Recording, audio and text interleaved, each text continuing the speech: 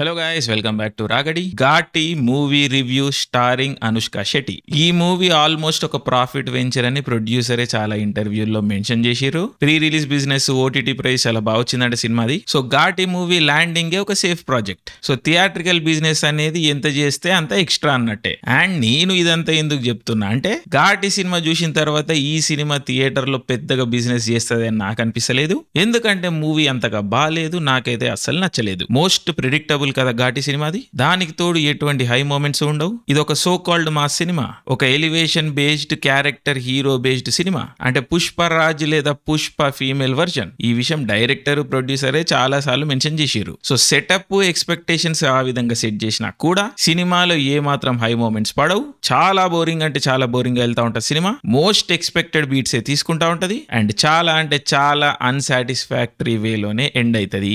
చెప్తున్నా కదా, ఏ పాయింట్ లోనూ మూవీ ఎక్సైట్ చెయ్యదు.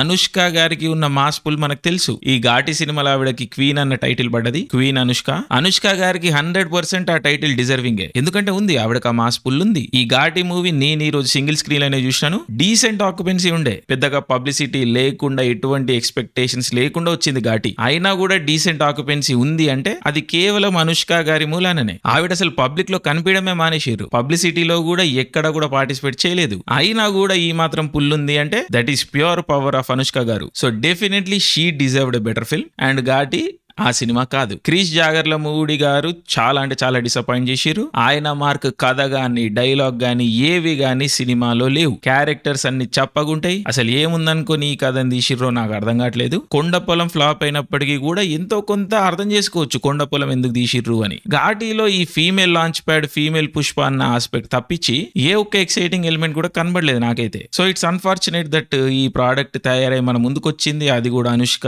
గారి పేరు మీద వచ్చింది అండ్ ఇంత డిసప్పాయింట్ చేసింది. అండ్ క్రిష్ గారు కూడా డెఫినెట్లీ డిసప్పాయింట్ చేసిరు. ఫస్ట్ హాఫ్ చాలా బ్యాడ్ ఉంటది సినిమాది. ఇంకా సెకండ్ హాఫ్ అయితే అన్బేరబుల్, లిటరలీ అన్బేరబుల్ ఉంటది. ఐఎమ్ సారీ, నాతో కాలేదు అసలు చూడడం. బట్ ఇంకా ఏం చేస్తాం, చూసినాను, ఫినిష్ చేసినాను అండ్ ఇప్పుడు వచ్చి రివ్యూ చెప్తున్నాను. అండ్ ఇంకా టెక్నికల్ విషయాల గురించి మాట్లాడితే అనుష్క గారు అంత ఇంపాక్ట్ అయితే క్రియేట్ చేయలేకపోయారు. She's a powerhouse performer. ఆ ప్రెజెన్స్ ఉంటది ఆవిడది, మనకు తెలుసు, చాలా సార్లు చూసినాము. కానీ ఘాటిలో ఆ ఆస్పెక్ట్ మిస్సింగ్. ఆ స్క్రీన్ ప్రెజెన్స్ అనేది మిస్ అయ్యిండే. ఎక్స్ప్రెషన్లు కూడా పలకలేదు. ఎందుకో కొంచెం లైఫ్ లెస్ అనిపించారు స్క్రీన్ పైన. సో అది చాలా డిసప్పాయింటింగ్ అనిపించిండే. ఇంకా మిగిలిన యాక్టర్స్ కూడా వాళ్ళంతటా వాళ్ళకి ఇక చేసిర్రు, ఏదో చేసిర్రు. వేరే టెక్నికల్ డిపార్ట్మెంట్స్ కూడా ఓకే. ఇక సినిమాలో ఏదన్నా పాజిటివ్స్ ఉన్నాయి అంటే అవి లొకేషన్స్, వర్జిన్ లొకేషన్స్ అన్ని బ్యూటిఫుల్ ఉన్నాయి. చాలా బాగా అనిపించింది చూస్తున్నంత సేపు లొకేషన్స్ అయితే. నెక్స్ట్ అక్కడక్కడ కొంచెం స్కోర్ బాగుండే.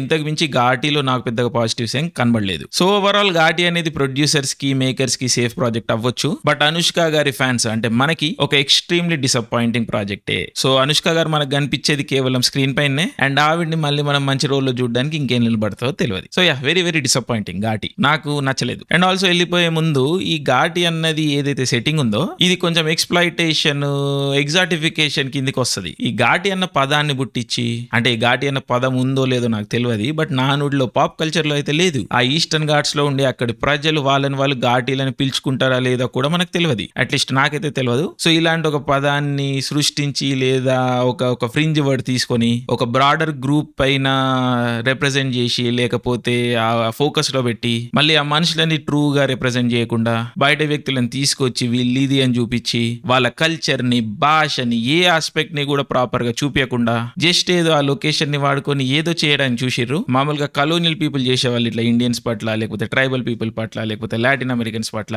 దీని ఎగ్జాటిఫికేషన్ అంటారు, లేకపోతే ఇట్లా చాలా రకాల విషయాలు ఉంటాయి దీనికి. బేసికలీ ప్రాపర్ రిప్రజెంటేషన్ లేకపోవడం అన్నమాట. సో అది కొంచెం అది ఎందుకో అది అనిపించింది, నాకు పాయింట్ చేయాలనిపించింది. అగైన్ ఇది చాలా మంది ఆడియన్స్ కి పెద్దగా సంబంధం లేకపోవచ్చు, బట్ ప్రాపర్ రిప్రజెంటేషన్ లేకపోవడం ఈ 21st సెంచరీలో not a good thing. So yeah, Krish garu ఇలాంటి ఒక అథెంటిక్ ఫిల్మ్ మేకర్, ఆయన నుంచి ఇలాంటి విషయాలు ఎక్స్పెక్ట్ చేయలేదు. బట్ యా, చాలా చూసినాం, అందులో ఇదొకటి. సో ఫ్యూచర్లో అన్న ప్రాపర్ రిప్రజెంటేషన్ ఉంటుంది. అక్కడి మనుషులు, అక్కడి ప్రజలు, వాళ్ళ భాష, వాళ్ళ సభ్యత పట్ల ఎక్కువ ఫోకస్, కేర్ తీసుకొని వాళ్ళని బెటర్ రిప్రజెంట్ చేస్తారని కోరుకుందాం, అట్లీస్ట్ తెలుగు సినిమాలో.